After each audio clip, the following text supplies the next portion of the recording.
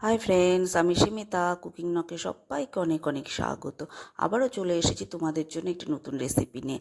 আর আজকে আমি তোমাদের সাথে শেয়ার করব ডিমের একটি নতুন রেসিপি। আমরা তো একভাবে ডিম রান্না করেই থাকি, তাই আজকে একটু নতুন ধরনের রেসিপি তোমাদের সাথে শেয়ার করব। আর এটা তৈরি করার জন্য দেখো, এখানে আমি ডিম সেদ্ধ করে ছুলে নিয়েছি। এবার একটা কড়া বসিয়ে দিয়েছি। কড়াতে আমি একটু তেল দিয়ে দিলাম, সাদা তেল দিয়ে দিলাম। দিয়ে তেলটা গরম হয়ে গেছে। এবার এখানে আমি দিয়ে দিচ্ছি পেঁয়াজ কুচি। এখানে একটি মিডিয়াম সাইজের পেঁয়াজ আমি কুচিয়ে নিয়েছি। এই পেঁয়াজটা দিয়ে দিলাম। দিয়ে এবার এটাকে ভেজে আমি এটা বেরেস্তা বানিয়ে নেব। দেখতেই পাচ্ছ বেরেস্তাটা কিন্তু আমার রেডি হয়ে গেছে। এবার এটাকে আমি তুলে নিচ্ছি। তুলে নিয়ে তেলটা কমিয়ে দিয়ে ওর মধ্যে দিয়ে দিচ্ছি হাফ চামচ ঘি। দিয়ে এবার এর মধ্যে দিয়ে দিচ্ছি ডুমো ডুমো করে আমি একটা মিডিয়াম সাইজের পেঁয়াজ কেটে নিয়েছিলাম, সেই পেঁয়াজটা দিয়ে দিলাম। দিয়ে এবার এটাকে একটু হালকা নেড়ে নেব। আমি পেঁয়াজটাকে হালকা একটু ভেজে নেব। দেখতেই পাচ্ছ পেঁয়াজটা কিন্তু আমার মোটামুটি হালকা ভাজা হয়ে গেছে। এবার এর মধ্যে দিয়ে দিচ্ছি ক্যাপসিকাম আর রেড বেল পেপার দিয়ে দিলাম। দিয়ে এবার এটাকে আমি সতে করে নেব। দেখতেই পাচ্ছ সবজিগুলো কিন্তু আমার সতে করা হয়ে গেছে। এবার এইটাকে আমি সবজিগুলোকে আমি তুলে নিচ্ছি। এবার কড়াতে আমি 3 চামচের মতো সাদা তেল দিয়ে দিলাম আর দিয়ে দেব 2 চামচ ঘি। দেখতেই পাচ্ছ এখানে কিন্তু আমি 2 চামচ ঘি দিয়ে দিলাম। এবার এটা গরম হয়ে গেছে। এখানে দিয়ে দিচ্ছি 2টো তেজপাতা, দিলাম 2টো স্টার অ্যানিস আর দিয়ে দিচ্ছি গোটা গরম মশলা। এখানে আছে গোলমরিচ, দারচিনি, ছোটো এলাচ আর জিরে। এবার এটাকে ভেজে নেব।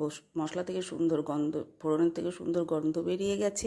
এবার এখানে আমি দিয়ে দিচ্ছি পেঁয়াজের পেস্ট। এখানে আমি 2টো বড় সাইজের পেঁয়াজ আমি পেস্ট করে নিয়েছি। সেই পেঁয়াজের পেস্টটা আমি এখানে দিয়ে দিলাম। দিয়ে এবার এটাকে আমি একটু ভেজে নেব। পেঁয়াজের পেস্টটাকে আমি একটু ভেজে নেব। দেখতেই পাচ্ছ পেঁয়াজের পেস্টটা কিন্তু মোটামুটি ভাজা হয়ে গেছে। দেখো এবার এখানে আমি দিয়ে দিচ্ছি 1 চামচ আদা রসুনের পেস্ট। এখানে আমি 1 চামচ আদা রসুনের পেস্ট দিয়ে দিলাম।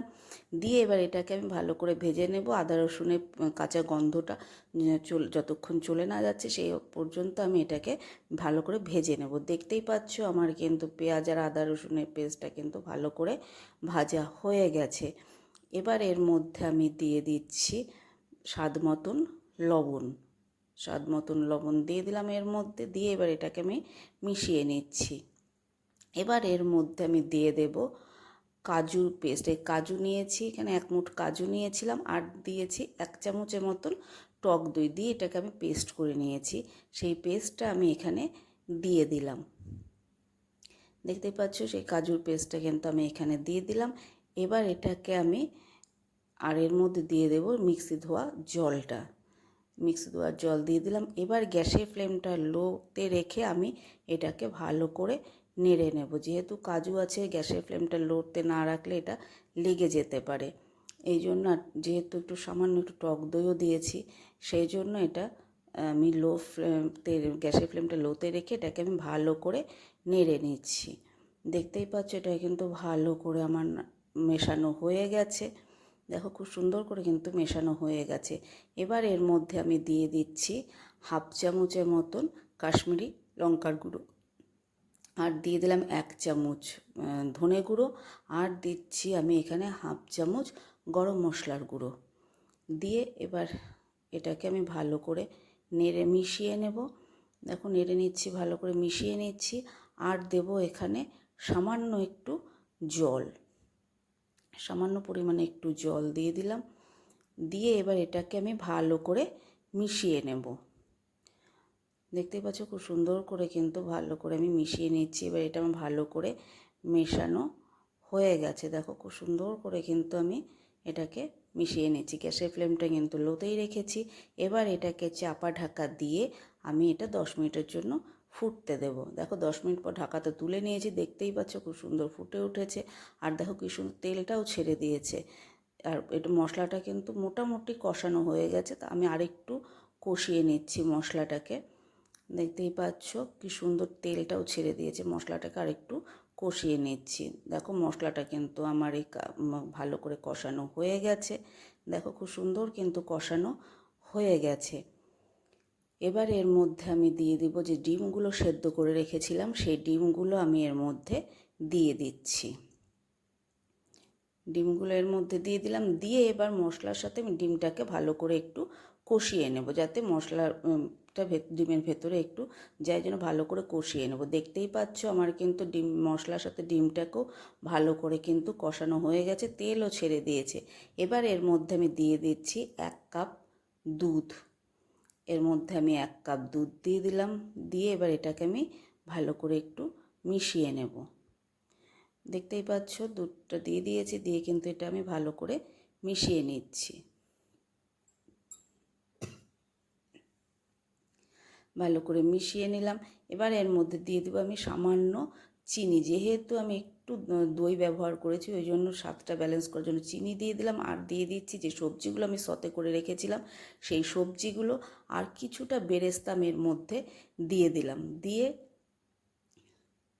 এটাকে ভালো করে মিশিয়ে নিচ্ছি আমি। দেখো এটাকে খুব ভালো করে কিন্তু আমি মিশিয়ে নিচ্ছি। এবার এটাকে আমি চাপা ঢাকা দিয়ে 5 থেকে 7 মিনিট ফুটতে দেব। 5 থেকে 7 মিনিট পর ঢাকাটা খুলে নিয়েছি, দেখতেই পাচ্ছ খুব সুন্দর ফুটে উঠেছে এবং আমার কিন্তু ডিমের প্রিপারেশনটা রেডিও হয়ে গেছে। এটা হলো ইয়াকনি ডিম, এটা ইয়াকনি এগ, এটা কিন্তু রেডি হয়ে গেছে। এবার এর মধ্যে দিয়ে দিচ্ছি ফাইনালি 1 চামচ গরম মশলা গুঁড়ো, আর দিয়ে দেব বেরেস্তা, যে বেরেস্তাটা আমি বানিয়ে রেখেছিলাম বাকি বেরেস্তাটা আমি এর মধ্যে দিয়ে দিলাম। দিয়ে এবার এটাকে গ্যাসের ফ্লেমটা অফ করে চাপা ঢাকা দিয়ে আমি এটাকে রেখে দেব 5 থেকে 7 মিনিটের জন্য। তারপর আমি এটাকে সার্ভ করে নেব। তো ফাইনালি রেডি হয়ে গেছে আমার ইয়াকনি এগ।